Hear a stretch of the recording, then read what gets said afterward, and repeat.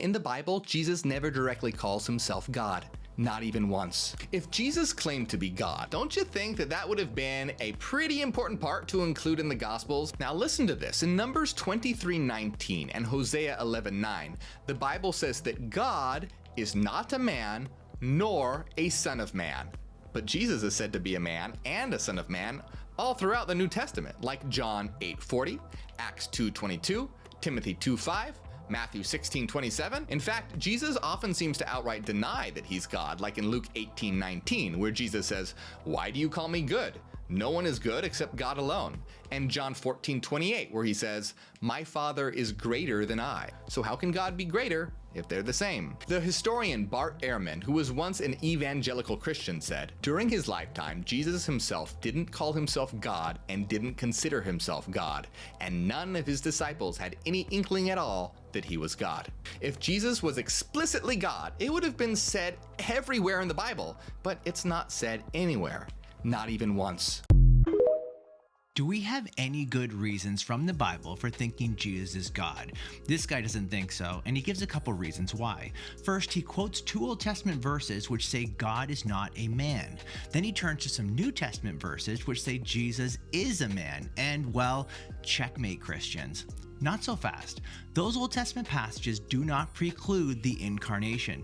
In the incarnation, God's divine nature didn't transform into a human nature.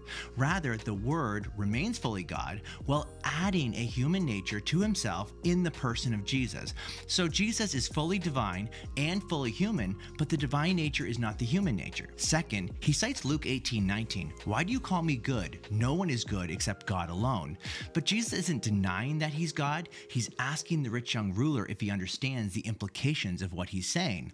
By the way, Jesus called himself the Good Shepherd. Third, he cites John 14:28. The Father is greater than I, and asks, how can the Father be greater if they're the same? But this question is confused. The Father and the Son are not the same person. They're distinct persons within the one eternal God. That's why Jesus also says, I and the Father are one.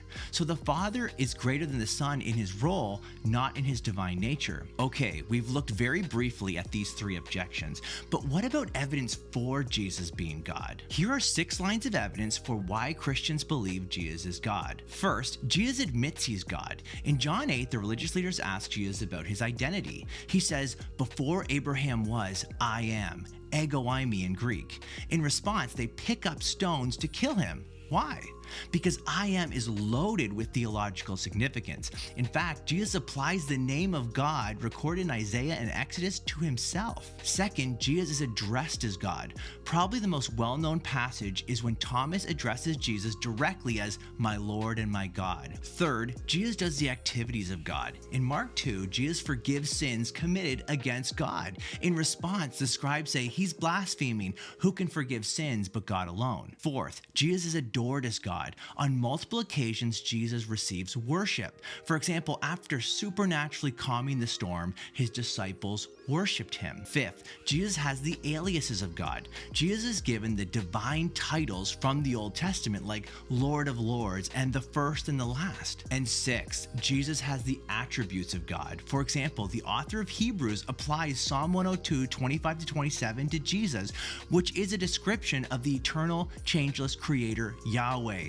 Go look it up. These are the 6 different lines of evidence. Individually, they provide evidence for the deity of Jesus, but taken together, they present a compelling case.